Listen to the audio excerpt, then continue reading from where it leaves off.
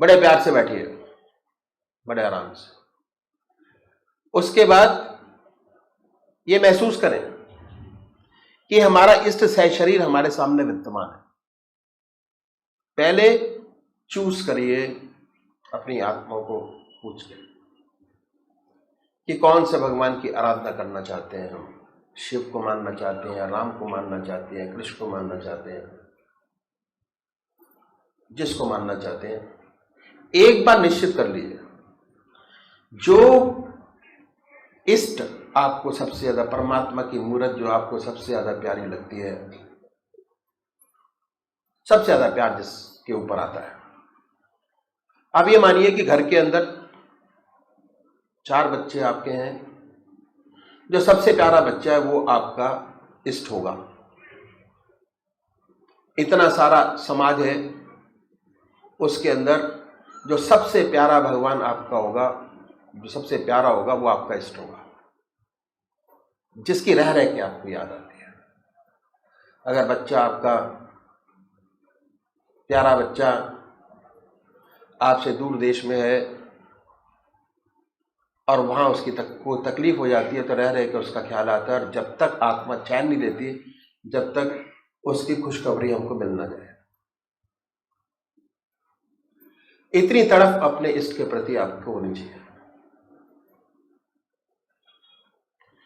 सर्वे सर्वा हमारा वही है।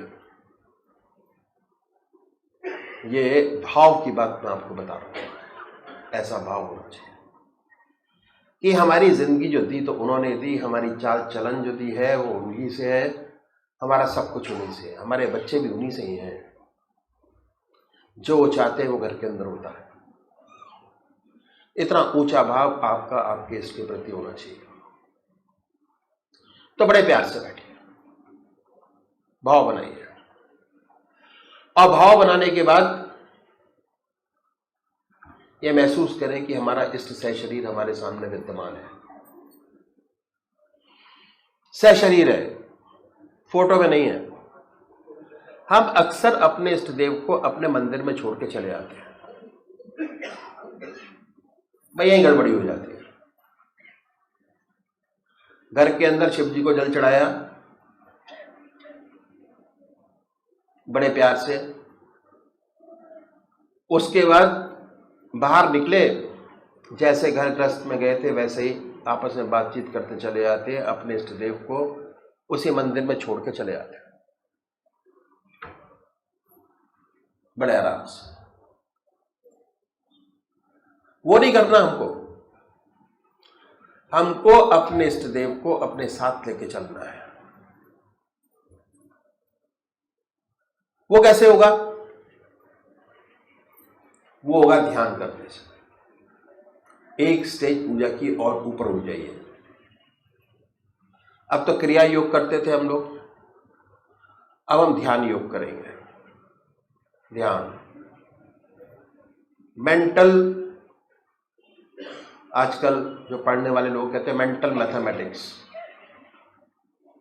मेंटल इंग्लिश, मेंटल फिजिक्स पढ़ने वाले बच्चे लोग, क्या अगर उनसे पूछा जाए इतना गुणा इतना तो क्या होगा, फौरन मेंटल कैलकुलेशन करेंगे, बता देंगे इतना का इतना होगा। और हर इंसान आनंद के लिए जीता है। किसी को बीड़ी पीने में आनंद आता है, किसी को अपने बच्चों को देख के आनंद आता है, किसी को पिक्चर देखने में आनंद आता है, मगर वो आनंद जो है वो कांस्टेंट नहीं है, एक सम नहीं है। कभी आनंद की लहर अच्छी होती है और कभी दुखी होता है उसके अंदर, कोई कांस्टेंट नहीं है। जो अध्यात्म है, परमात्मा का जो रास्ता है, भक्ति मार्ग है, इसके अंदर हमेशा चिरयुक्त आनंद है। मन की ट्यूनिंग ऐसी हो जाती है कि हमेशा आपको आनंद ही दिखाई देगा, चाहे आपको नुकसान हो चाहे फायदा हो।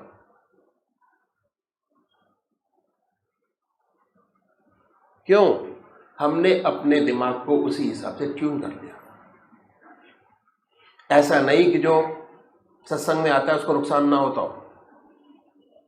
भाई बिजनेस है, नुकसान भी होता है, फायदा भी होता है, उतार भी है, चढ़ाव भी है जिंदगी में। जब तक कहना चाहिए कि दुख है तो सुख का एहसास नहीं है, सुख है तो दुख का एहसास नहीं है, दोनों एहसास है, ये पैरेलल चलते हैं। और एक आनंद को प्राप्त करने वाला आदमी, उसके लिए सुख और दुख बराबर सा हो जाता है।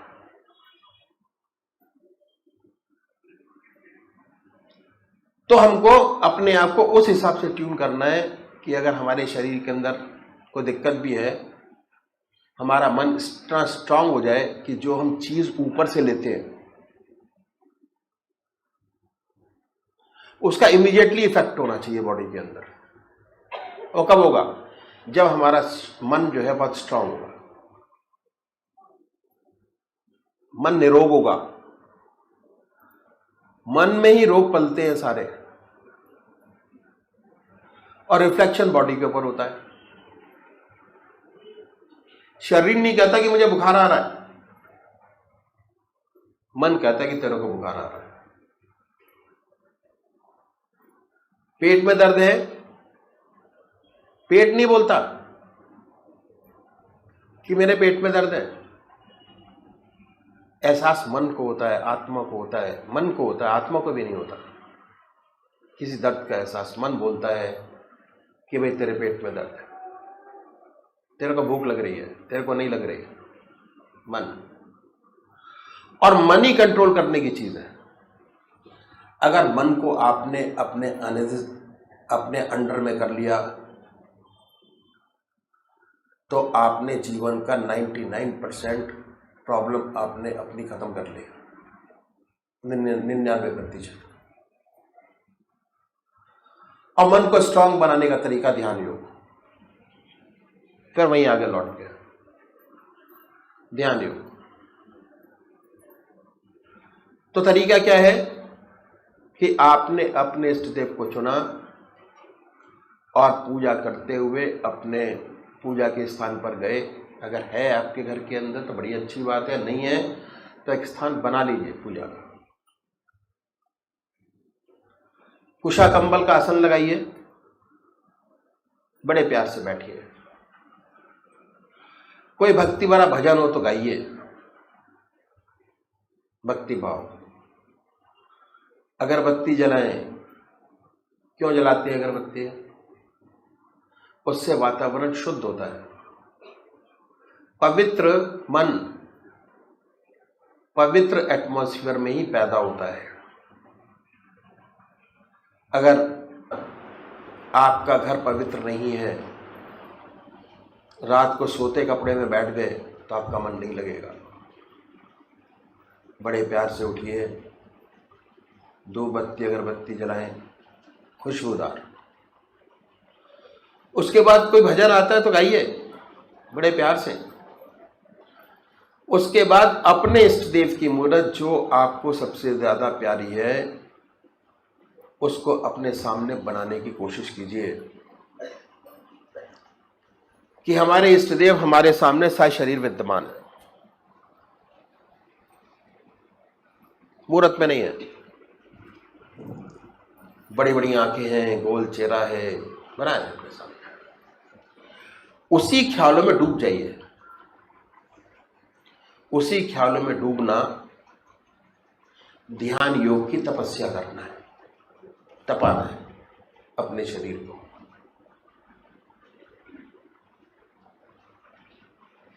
अपने शरीर को तपाना। और जैसे जैसे राम नाम का तप आपके शरीर में होता चला जाएगा, वैसे वैसे आपका शरीर, आपका मन, आपकी आत्मा निखरती चली जाएगी। दूर से देख के पता लगेगा कि हाँ कुछ किया हुआ है इसने। बुझा चेहरा नहीं होगा,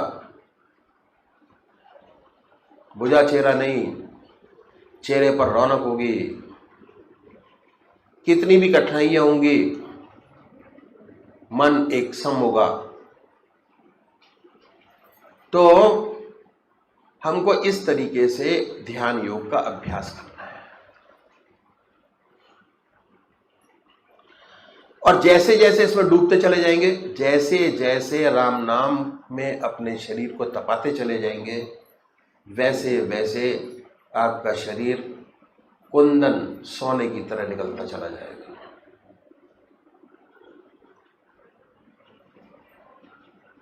तो अभी एक भजन होगा और भजन के साथ साथ सभी भाई बहन अपने अपने इष्ट का ध्यान करेंगे।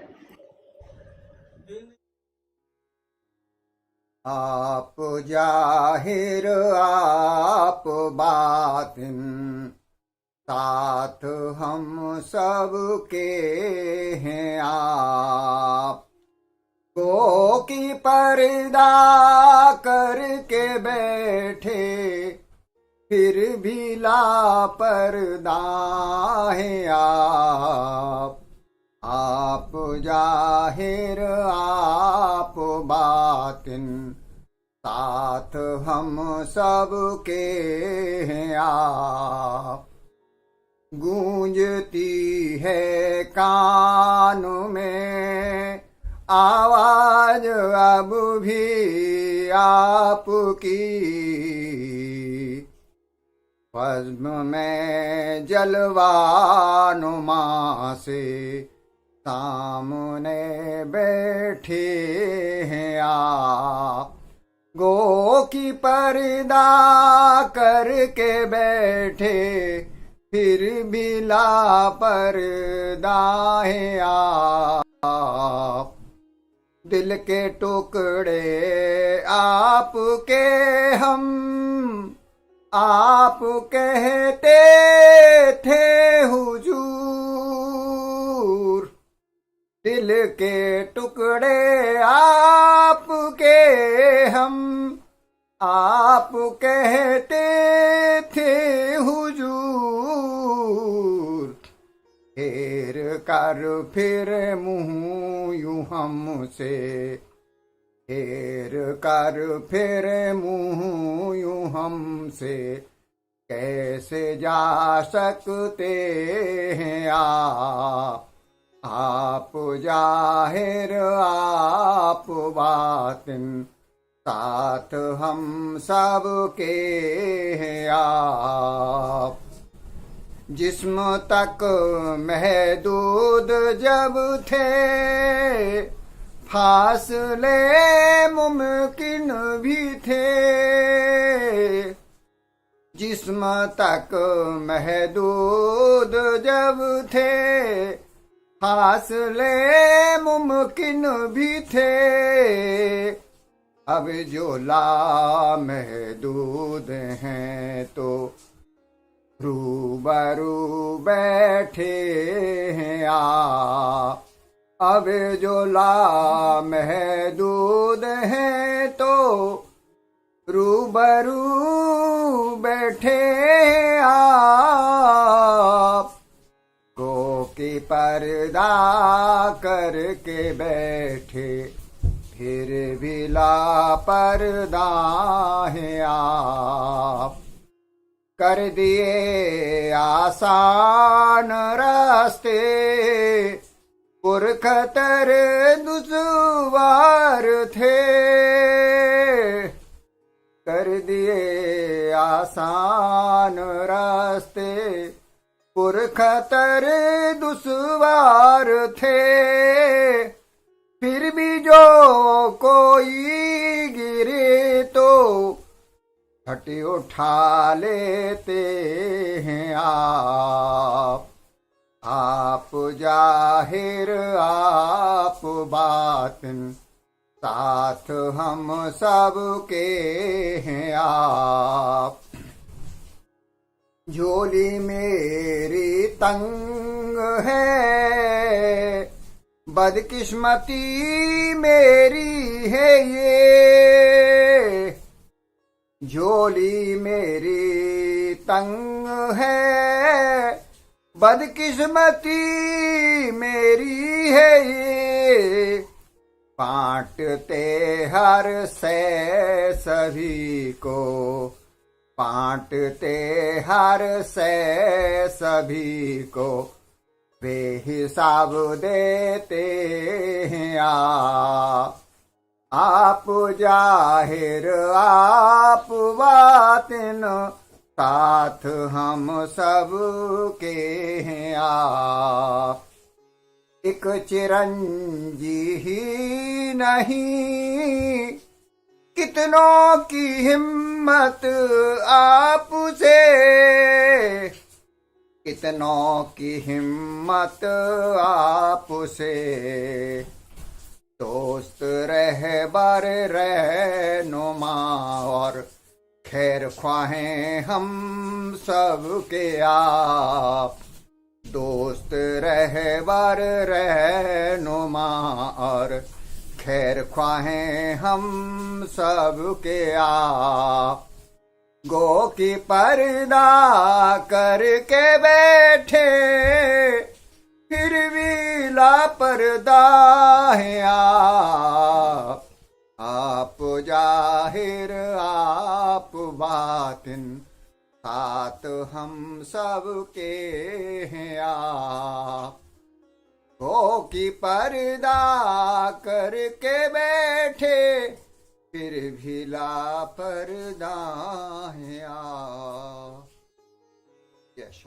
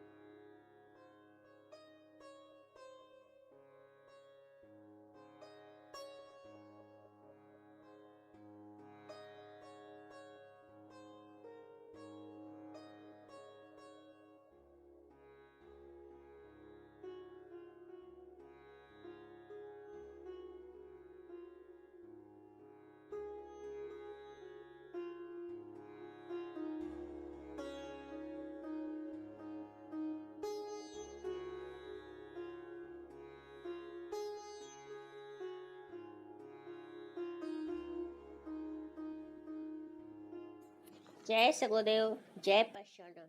श्री ब्रजमोहन वचनामृत भाग 2। फतेहपुर सत्संग स्थान फतेहपुर, सन 1948। सुनि गिरजा हरि चरित सुहाए, विपुल विशद निगमागम गाए। हरि अवतार हेतु जही होई, इदमिथ्यम कही जाई न सोई। रात्रि के लगभग 8:30 बजे 4 या 5 सज्जन सत्संग के लिए पधारे। सत्संग बैठक में ही हुआ था। बैठक में एक तख्त पोष पड़ा हुआ था। लगभग सभी भाई श्री सगुदेव जी के साथ इसी तख्त पोष पर ही विराजे। 1 या 2 भाई पास पड़े मूढ़ों पर बैठे। आने वाले सत्संगी भाइयों में केवल श्री शिव प्रताप नारायण जी को छोड़कर सभी वृद्ध थे। श्री सगुदेव जी के साथ साथ सभी भाई ध्यान में डूब गए। लगभग 1 घंटा ब्रह्मानंद में डुबकियां खाने के बाद सभी भाई सचेत हुए। तत्पश्चात श्री सगुदेव जी ने फरमाया, प्रेम मार्ग को गुरु मत और ज्ञान मार्ग को मन मत कहते हैं। इष्ट पद मेराज हकीकत तक पहुँचने के लिए केवल 2 ही मार्ग हैं। पहला हृदय मार्ग, दूसरा बुद्धि मार्ग। हृदय मार्ग को परम मार्ग कहते हैं और बुद्धि मार्ग को ज्ञान मार्ग कहते हैं। प्रेम मार्ग में बालकों की भांति सच्चा विश्वास होता है और ज्ञान मार्ग में बाल की खाल निकालना। प्रेम मार्ग में केवल साधन और सत्संग की आवश्यकता है और दूसरे में पग पग पर ठोकरें हैं। गुरु मत का उदाहरण प्रेमी और प्रेमिका है। प्रेम और ज्ञान दोनों गुरु से मिलते हैं, परंतु अंतर इतना है कि प्रेम मार्ग का इष्ट अहंकार से अलग, पवित्र और स्वतंत्र है और ज्ञान मार्ग में अहंकार की बहुत सी सामग्री मिलती है। ज्ञानी अहम ब्रह्मास्मि अनल हक और प्रेमी त्वमसि अतुल हक अर्थात तू है कहता है। ज्ञानी कहता है कि मैं ही हूँ और प्रेमी कहता है कि तू ही है। गुरु मत में केवल गुरु में विश्वास ही पक्का करना होता है और मन मत में अहंग्रह उपासना है। प्रेम यह है, जब मैं था तब गुरु नहीं, अब गुरु है मैं नाही। प्रेम गली अति सांकरी, या में 2 न समाही। गुरु का नाम सर्वश्रेष्ठ, कल्याण में सब दशाओं में आदर्श और इष्ट है। इसके ध्यान से हृदय को बार बार स्पंदन होता है। जिसके विचार ऊपर की ओर चलता है, जिस प्रकार सब कल्पित शब्द दुनिया में अपना काम करते हैं, ऐसे ही गुरु के नाम से सच्चे इष्ट मेराज सदाकत का ध्यान होता रहता है। जो कुछ दुनिया में है वह सब ख्याल के अंदर है और ख्याल का परिपक्व होना ही इष्ट पद तक पहुंचाता है। ख्याल के परिपक्व होने का नाम विश्वास, अकीदा, ईमान है। ईश्वर की समझ भी तो किसी ख्याल दिलाने से ही होती है। पहली वस्तु ख्याल है और ख्याल के ही प्रकट रूप होने को नाम और रूप कहते हैं। यदि खेत कमाया हुआ है तो जो बीज उसमें डाला जाएगा वह पैदा होकर फूले फलेगा, और यदि खेत में यह गुण नहीं है तो परिणाम उल्टा होगा। इसलिए दिल के बर्तन या खेत को कमाने या बनाने की बड़ी आवश्यकता है। बिना गुरु के ज्ञान की समझ कठिनता से आती है, क्योंकि जिस स्थान पर हमारी स्थिति है वहाँ पर हर प्रकार से शिक्षा, सुधार और संभाल की जरूरत है। इसलिए बाह्य प्रभाव की आवश्यकता है। मनुष्य जितनी उन्नति करेगा बाहरी प्रभाव द्वारा करेगा। जो कुछ बाहर दिखेगा उसका प्रभाव स्वीकार करेगा। यदि बाह्य प्रभाव को एक प्रकार का मार्गदर्शक या ख्याल दिलाने वाला मान ले तो वह ही गुरु का काम देता है। यहाँ व्यक्ति विशेष गुरु नहीं है। विद्वानों और महात्माओं ने अनुभव से काम लिया है। मनुष्य एक प्रकार का मिश्रित साधन है और किसी दूसरे पर भी निर्भर है। इसके सब काम दूसरों के ख्याल दिलाने के अधीन है। प्रत्येक मनुष्य के लिए समय और योग्यता की आवश्यकता है। मनुष्य की जैसी बनावट और सृष्टि है, वैसे ही बाह्य विचार को लेकर काम करता है। जिसकी बनावट और ढंग की है, उसमें वह बात पैदा नहीं हो सकती। मनुष्य की शारीरिक बनावट, हृदय और दिमाग की आकृति भी बाह्य प्रभाव से बनती है। माता पिता की संपत्ति, इर्द गिर्द का सामान, भोजन, वर्तमान दशा, शिक्षा, पाठशाला में एक ही अध्यापक का भिन्न भिन्न विद्यार्थियों पर भिन्न भिन्न प्रभाव, ये सभी बाह्य प्रभाव है। शब्द गुरु के उपदेश का नाम है। अब सोचिए, शब्द बड़ा है कि जीव, जो बाहरी ख्याल दिलाने के अधीन है। गुरु का काम यह है कि मनुष्य को गढ़कर सुंदर बना दे। यह गुरु का पूरा कर्तव्य और बड़ा एहसान है। शत सुधरहि सत्संगति पाए, पारस परसि धातु सुहाए। गुरु करते समय जो लाभ होते हैं, वह कई भांति के हैं। पहला, जामन, खमीर मिलता है, जैसे दही या आटे का खमीर। दूसरा, सत्संग के विचार मजबूत होते हैं। तीसरा, जो कुछ गुरु करता है, शिष्य उसकी नकल करता है। इस प्रकार नित्य के अभ्यास से उसका व्यवहार सुधरता है और आध्यात्मिक मार्ग में उसका जीवन शानदार हो जाता है। चौथा, जीवन में यह जिस बात की खोज में रहता है, उसको साक्षात्कार के दर्जे तक पहुंचा देता है, साक्षात्कार कर लेता है। साधुओं के संग से साधुता और बुरों से बुराई, अमीरों से अमीरी, दीनों से दीनता की लहर मिलती है। क्योंकि गुरु की आत्मा मन को मारने वाली होती है, इसलिए उनसे वही आदत आएगी। बिन गुरु भवनिधि तरे न कोई, जा बिरंचि शंकर सम होई। मनुष्य चाहे जितना विद्वान, पंडित, ज्ञाता, ऋषि, मुनि, वली, नबी, अवतार हो, सिद्धांत से ही उससे गुरु करना चाहिए। उपासना, भजन, तप, यह सब बच्चों के खेल के समान है। गुरु का सत्संग उन सबसे सहस गुनी बड़ाई रखता है। सत्संग से बाह्य प्रवाह अपने आप बिधने लगते हैं और वैसा ही रंग चढ़ने लगता है। गुरु को कीजे दंडवत, कोटि कोटि प्रणाम, कीट न जाने भृंग को, गुरु करे आप समान।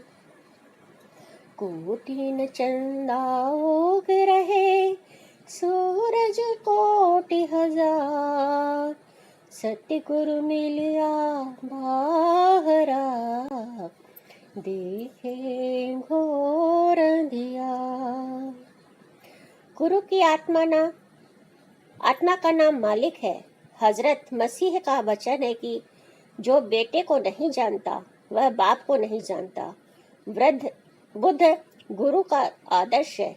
जैनों में तीर्थकर गुरु का नाम है। गुरु वह है जो शिक्षा, सुधार और उपदेश आरंभ करते हैं। वह सूर्य की तरह चमक उठते हैं। संसार के अधिकारी उसे अपने आप रस फैज पाते हैं। यह पवित्र लोग अपनी बनावट, युक्ति और हृदय के झुकाव के विचार से बहुत पक्के और मजबूत होते हैं। उन पर भी शिष्यों का प्रभाव पड़ता है और वे उसी प्रभाव के द्वारा शिष्य के निर्बल अंकों को देखकर इस प्रकार शिक्षा देते हैं कि जो उनके लिए सुलभ हो। वास्तव में गुरु आत्मिक इष्ट पद मेराज इरफा का नाम है, जो दिमाग के आकाश में है। चेला चित्त दिल में है, मन में है। जिस समय मन रूपी चेला प्रकाश में गुरु से मिलकर एक हो जाता है, तब उसमें न कभी वियोग होता है, न जुदाई। दोनों अवस्थाएं अंदर हैं। जब तक इष्ट पद सिद्ध न हो जाए, तब तक चेला और तभी तक गुरु है। चूकी कर दी जात मुर्शद रा कबूल, हम फिदा दर जात शबद हम रसूल। जो गुरु में लीन फना है, उसको वही ईश्वर अवतार और रसूल है। गुरु साक्षात पर ब्रह्म है। क्योंकि समय अधिक हो चला था, सत्संग समाप्त हुआ तथा सब भाई श्री सुखदेव जी को दंडवत प्रणाम कर अपने अपने घर को चले गए। जय सुखदेव, जय परशुराम।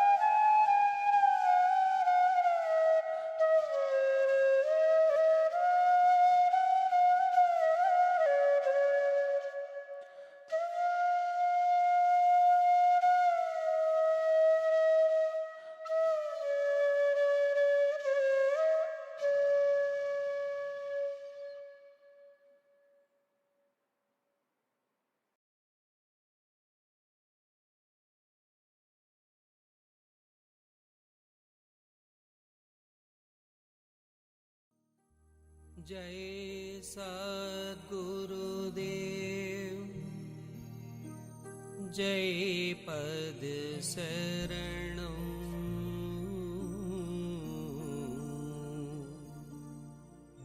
श्री यशोरूप चरणं शरणं